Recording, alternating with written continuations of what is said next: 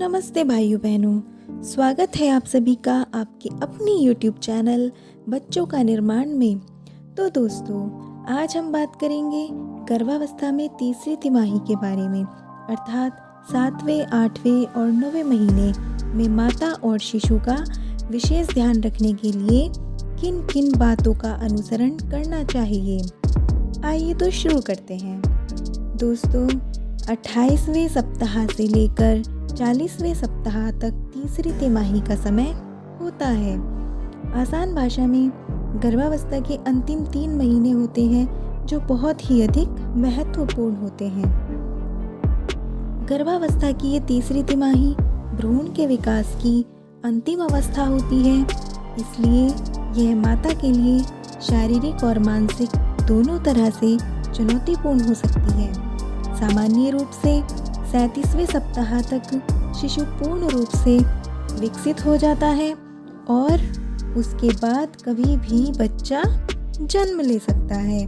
इसलिए इस समय में माता को अधिकतम देखभाल और सावधानियां बरतने की आवश्यकता होती है। इस समय में कुछ दिक्कतें आ सकती हैं, तो आज हम बात करेंगे कि 7वें, 8वें और 9वें महीने में माता के साथ क्या क्या समस्याएं आ सकती हैं। जैसे गर्भवती माता को दर्द की शिकायत हो सकती है, चिंता बढ़ने के कारण मानसिक दबाव बढ़ सकता है, शरीर के कुछ हिस्सों में सूजन भी महसूस हो सकती है, शिशु की गतिविधियों में तेजी आ सकती है जिसे आमतौर पर बच्चे का लात मारना कहते हैं, गर्भाशय संकुचन हो सकता है, लेकिन सामान्यतः ये दर्दनाक नहीं होता है, बार बार वॉशरूम जाना पड़ सकता है, सीने में जलन या एसिडिटी की दिक्कत भी हो सकती है, स्तनों से दूध का निकलना जैसी स्थिति बन सकती है, हाथ पैरों की उंगलियों में सूजन आ सकती है और अनिद्रा की समस्या हो सकती है, नींद आने में दिक्कत हो सकती है। ये सब दिक्कतें हो सकती हैं, लेकिन घबराएं बिल्कुल नहीं, सभी सामान्य रूप से ही हो जाती हैं। ऐसे में गर्भवती माता को धैर्य और आत्मबल से काम लेना चाहिए।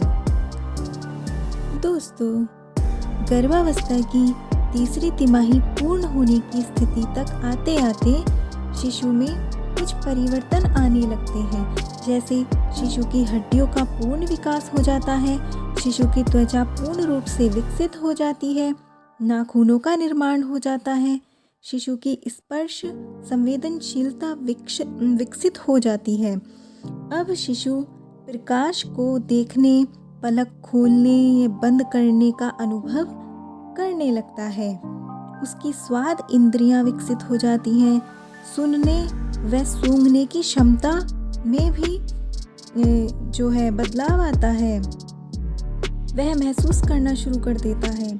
अब शिशु सपने भी देखना शुरू कर देता है और अपने शरीर के तापमान को भी नियंत्रित करने में सक्षम हो जाता है। और 37वें सप्ताह के अंत तक शिशु का संपूर्ण विकास हो जाता है। बहनों, यह वो समय होता है जब पूरे परिवार को मिलकर गर्भवती माता का मनोबल बढ़ाना चाहिए, पूरी देखभाल करनी चाहिए, प्रेम पूर्वक व्यवहार करना चाहिए और गर्भवती माता को अपना पूरा ध्यान अपने शिशु पर देना चाहिए।